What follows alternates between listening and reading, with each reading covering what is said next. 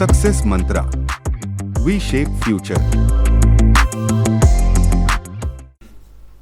Hello guys, welcome back to our YouTube channel. स्वागत है आप सबका आपके अपने YouTube channel success mantra digital platform पर। सो गाइस, इस वीडियो में हम लोग कंटिन्यूएशन में रखेंगे अपनी वीडियो को, जो लास्ट हमने वीडियो देखी अपनी हिस्ट्री की, that was about medieval history, जहाँ पर हम लोग मुगल्स तक पहुँच गए थे। और जब मुग़ल जैसे जैसे लेटर मुगल्स वीक होते चले गए, धीरे धीरे फिर इंडिया में एडवेंट जो था यूरोपियंस का वो बढ़ता चला गया। सबसे पहले वैसे जब हम कहें यूरोपियंस का जो अराइवल हुआ है, that was way back in the year 1498। At that point in time Portuguese were the first to arrive in India, and the first person who arrived in India was Vasco da Gama. He arrived in a ship that was named as Saint Gabriel. उसके बाद फिर धीरे धीरे Portuguese के बाद Britishers, Dutch, French, Danish सभी लोग India आए। अलग अलग समय पर अलग अलग जगहों पर इन लोगों ने राज किया है। जहाँ जहाँ पर इन्होंने राज किया है वो टेरिटरीज़ में फिर आगे चलकर जैसे प्रेजेंसीज बनाई, अपने कुछ फोर्ट्स बनाए जहाँ से इन चीज़ों को मैनेज करते थे। But the empire that outlasted every one was British. Britishers ने इंडियन एडमिनिस्ट्रेशन में भी पार्ट लिया। 1757 में युद्ध हुआ, बैटल ऑफ पलासी। देन 1764 में हुआ बक्सर, और उसके बाद धीरे धीरे करके फिर लैंड एक्विजिशन उन्होंने इंडिया में शुरू कर दिया थ्रू डिफरेंट लैंड लॉज, जैसे परमानेंट सेटलमेंट हुआ या महलवारी सिस्टम, रैयतवारी सिस्टम्स के थ्रू उन्होंने इंडिया में लैंड एक्वायर करने शुरू कर दिए for the east India company. Lately फिर उन्होंने जो पीजेंट्स, फार्मर्स थे, उनसे टैक्सेस बहुत ज़्यादा लेने शुरू कर दिए, and that led to sense of distress in the minds of the people. लोगों को कहीं ना कहीं एक थ्रेट लगने लगा ब्रिटिशर्स से। एट द सेम टाइम जो इंडिया के प्रेजेंसीज थी, के जो रजवाड़े थे, उन रजवाड़ों में भी ये चीज़ थी कि ब्रिटिशर्स उनके साथ अलग अलग पॉलिसीज़ के थ्रू कहने को तो वो फ्रेंडशिप ही कर रहे थे, but what they were actually doing was restricting those rulers. चाहे फिर वो सब्सिडरी अलायंस पॉलिसी के थ्रू हो, चाहे फिर वो डॉक्ट्राइन ऑफ लैप्स के थ्रू लॉ लाए कि अगर किसी के घर में उनका सगा बेटा नहीं होगा तो फिर उनकी टेरिटरी ब्रिटिशर्स ऑक्यूपाई कर लेंगे। सब्सिडरी अलायंस में वो इंडियन रूलर्स के सोल्जर्स को हटा देते थे और अपने सोल्जर्स उनको दे देते थे गार्ड्स के रूप में, और फिर उनकी अलाइंसेस जो होती थी, इंडियन रूलर्स अगर कोई अलायंस करेगा तो they have to ask the Britishers for the same, then only they would be able to do that. तो इस तरीके से एडमिनिस्ट्रेटिव वेज में भी ब्रिटिशर्स ने इंडियंस के को काफ़ी जगहों पर चैलेंज किया। देन हमारे पास कुछ क्वेश्चंस आते हैं, यही जो advent of Britishers, advent of Europeans रहा, चाहे इसमें पोर्तुगीज़ रहे हो, ब्रिटिश, डच, डैनिश, सभी के बारे में हम कुछ क्वेश्चंस के थ्रू चीज़ों को समझेंगे। तो पहला क्वेश्चन कहता है, who led the foundation of Portuguese power in India. वैसे तो पोर्तुगीज़ में सबसे पहले जो रूलर इंडिया आया, जो पर्सन इंडिया आया, that was Vasco da gamma. But administration में उतरने की अगर हम बात करें तो वो एक गवर्नरशिप में हुई थी, दैट वाज अंडर अल्फोंसो डेनिज एल्बरकोक। तो एल्बरकोक के समय पर पहली बार पोर्तुगल लोगों ने इंडिया में एडमिनिस्ट्रेशन में अपने कदम जमाए, और गोवा को इन लोगों ने कैप्चर किया। गोवा को इन्होंने अपनी कैपिटल बनाई। इनिशियली जब पोर्तुगीज़ आए थे तो दे स्टेड इन कैलिकट, जिसको आज हम कोझिकोड से जानते हैं। बाद में फिर अपनी कैपिटल वो लेकर चले गए गोवा में फिर उन्होंने अपनी कैपिटल बना ली।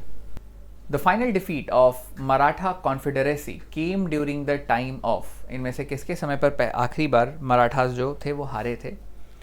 वॉरेन हास्टिंग्स जो कि गवर्नर जनरल था, उसके समय पर मराठास को उन्होंने हराया, और फिर मराठा श्रिंक कर गई और एडमिनिस्ट्रेशन उनका ऑलमोस्ट ख़त्म हो गया। बड़े रूलर्स रहे नहीं, और थे वो फिर फॉर द नेम सेक नाना साहिब जैसे पेशवाज रह गए।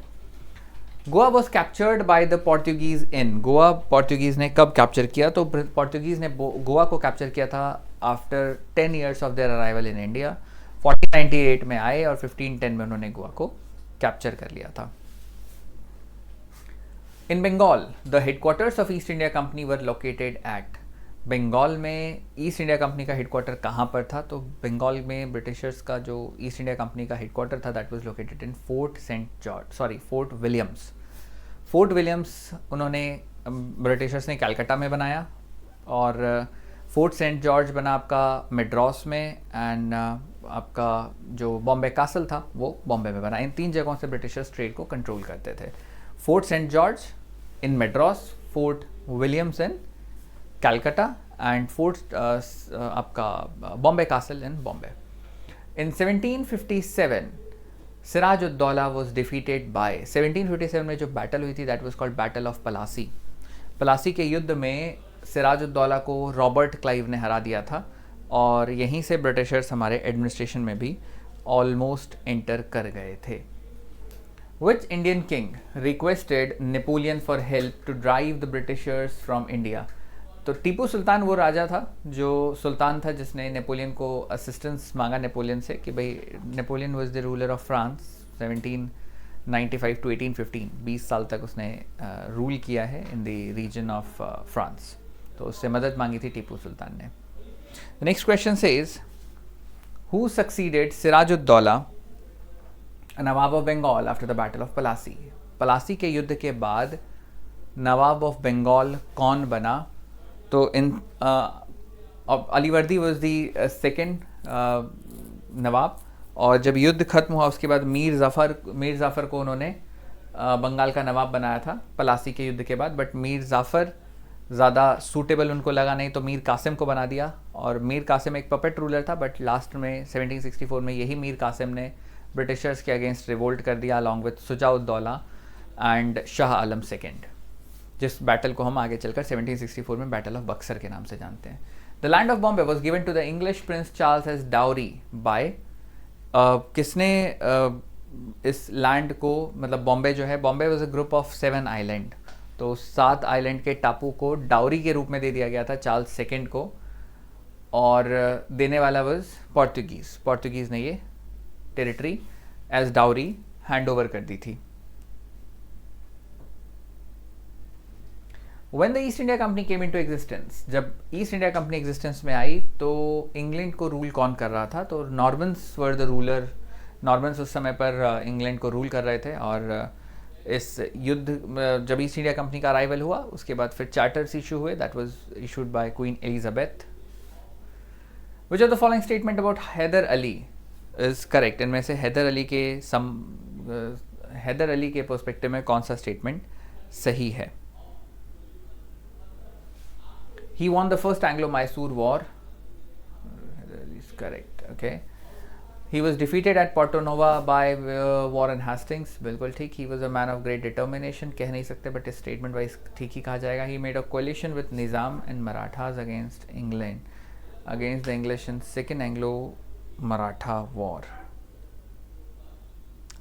Second Anglo-Mysore War में निज़ाम और मराठा के साथ ये नहीं लड़े थे. कोएलिशन इनका नहीं था सेकेंड वॉर में, और ये इंडिविजुअली लड़के ही हारे हैं. तो 3 स्टेटमेंट इनिशियली तो सही है. The statement D is incorrect, तो ये स्टेटमेंट गलत है. मूविंग अहेड, अगला क्वेश्चन हमारे पास आता है. The Indian textile which were used by the Dutch in the African slave trade were. किस तरीके का टेक्सटाइल था जो हमने यूज़ किया था? तो वो प्लेन डाइड होता था, उस पर टेक्सटाइल पे प्लेन डाई लगाए जाते थे, वही हम लोग यूज़ करते थे. The treaty of Amritsar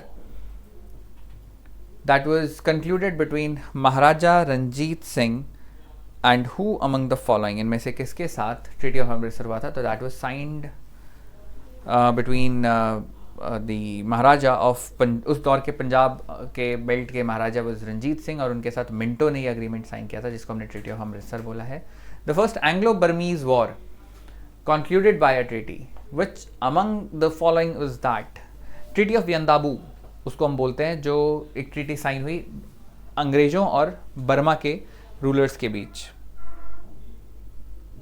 which one among the following was fought earliest? इनमें से सबसे पहले कौन सा युद्ध हुआ?